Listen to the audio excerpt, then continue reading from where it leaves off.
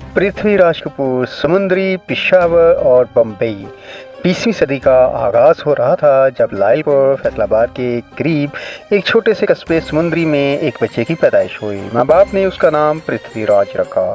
वही पृथ्वीराज जिसने थिएटर और फिल्म की दुनिया में एक तवील अरसा राज किया और जिसके ख़ानदान ने फिल्मी दुनिया को कितने ही फनकार दिए।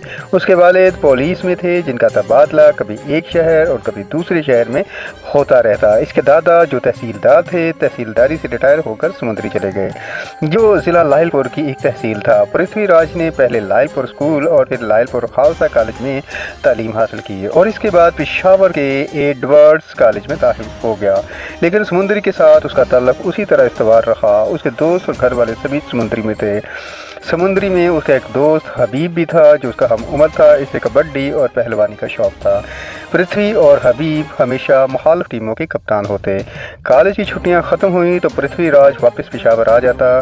कॉलेज में गैर निसाबी सरगर्मियों पर जोर दिया जाता। इस कॉलेज में अंग्रेज़ी के उस्ताद प्रोफेसर जे दयाल थे। जे दयाल ने तलबा को मॉडर्न थिएटर से मुतारिफ करवाया। कहते हैं कि एक उस्ताद किसी मज़मून को दिलचस्प भी बना सकता है और बेसायका भी। प्रोफेसर जे दयाल ने अपने तलबा में मॉडर्न थिएटर के लिए मोहब्बत का जज्बा पैदा किया। इस हद तक कि जे दयाल के शागिर्द पृथ्वीराज ने अपनी ज़िंदगी का बड़ा फैसला कर लिया कि वो अपनी सारी ज़िंदगी थिएटर के लिए वक्फ कर देंगे। और फिर ऐसा ही हुआ। हिंदुस्तान में जब भी मॉडर्न थिएटर की तारीख लिखी जाएगी तो इसमें पृथ्वीराज कपूर का नाम झिलमिलाता हुआ मिलेगा। पृथ्वीराज के वालिद जो पुलिस में थे, उनका तबादला पेशावर हो गया था। वो एडवर्ड्स कॉलेज से बीए की तालीम हासिल कर चुका था।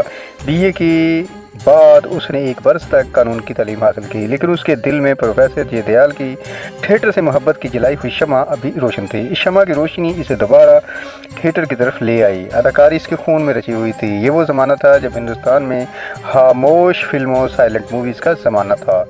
पृथ्वीराज ने खामोश फिल्मों में काम करना शुरू कर दिया। इन फिल्मों में मुकालमे नहीं, सिर्फ अदाकारी से अपना पैगाम पहुंचाना होता था। पृथ्वीराज को यह एजाज़ भी हासिल है कि उसने हिंदुस्तान की पहली बोलती फिल्म आत्म आरा में काम किया। ये फिल्म 1931 में रिलीज़ हुई थी। पृथ्वीराज ने लायलपुर और पेशावर में थिएटर में काम करना शुरू तो कर दिया, लेकिन वो अपने लिए एक वसी कैनवस की तलाश में थे जो बम्बई में मैसर था।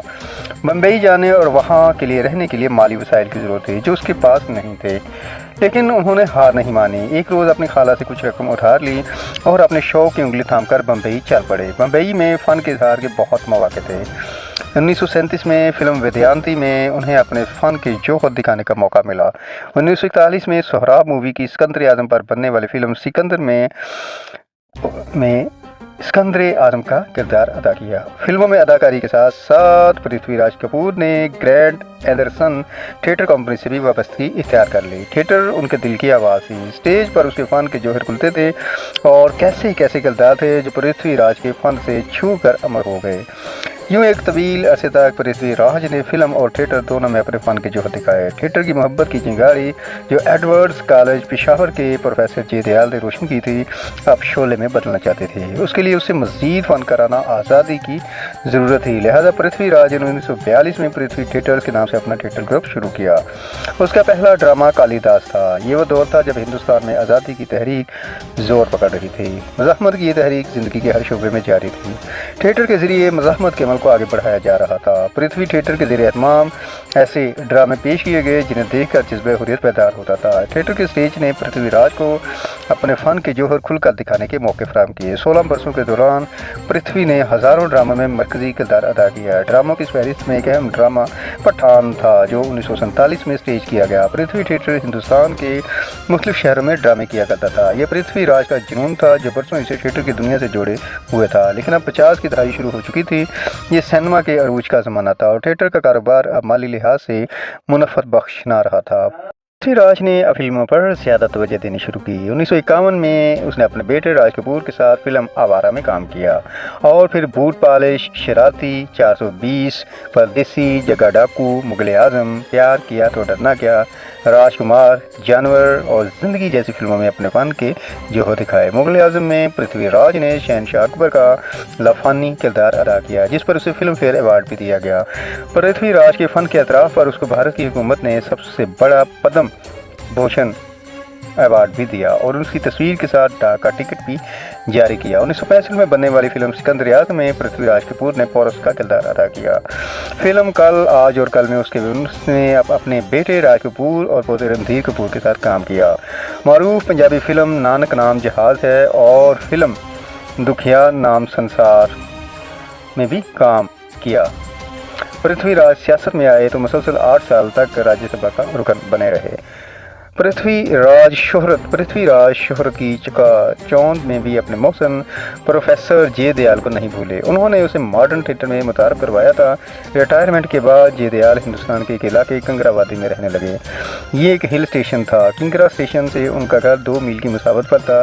पृथ्वीराज को जब पेशावर के दिन रात याद आते तो किंगरा में प्रोफेसर जे दयाल के घर चले जाते हैं, जहाँ उनका खूबसूरत 2 मंजिला घर था जिसके बगीचे में रंग बिरंग के फूल और पौधे थे। दोनों बगीचे में कुर्सियों पर बैठ जाते। जे दयाल पर पृथ्वीराज का खामोश देखकर कहते, तुम पेशावर को याद कर रहे हो? पृथ्वीराज इकरार में सर हिलाते और कहते, जी सर, मैं पेशावर को बहुत याद कर रहा हूँ। जहाँ मेरे बाप दादा ने अपना बचपन गुजारा, जहाँ हमारा 6 मंजिला मकान था जिसकी 6ठी मंजिल से किला बाला हसार नजर आता था और दूसरी तरफ दरा खैबर के पहाड़ नजर आते थे। प्रोफेसर जे दयाल कहते, अच्छा वो शेर तो सुनाओ जो तुमने पेशावर की याद में लिखा था। तो पृथ्वीराज क्या कर सुनाते हैं, तड़प रहा हूँ मैं मानिंदे तायरे बे पर, चमन से दूर रहूँ बेगाना बहार हूँ मैं। तड़प रहा हूँ मैं मानिंदे तायरे बे पर, चमन से दूर हूँ बेगाना बहार हूँ। शेर सुनाते सुनाते पृथ्वीराज की आंखों से आंसू छलक पड़ते। प्रोफेसर जे दयाल को भी पेशावर के एडवर्ड्स कॉलेज में गुजारे दिन रात याद आ जाते। यादों का एक हजूम दोनों को अपने हिसार में ले लेता और वो कितनी ही देर इन पहाड़ों को देखते रहते जिनकी बर्फ़ से अटी चोटियों से धुएं का गुबार उठ रहा था। इनके सामने चाय पड़ी पड़ी ठंडी हो जाती, लेकिन पृथ्वीराज और जे दयाल यहाँ से दूर, बहुत दूर तस्वर की दुनिया में पेशावर के मन मोहने गली कूचों में घूम रहे होते थे।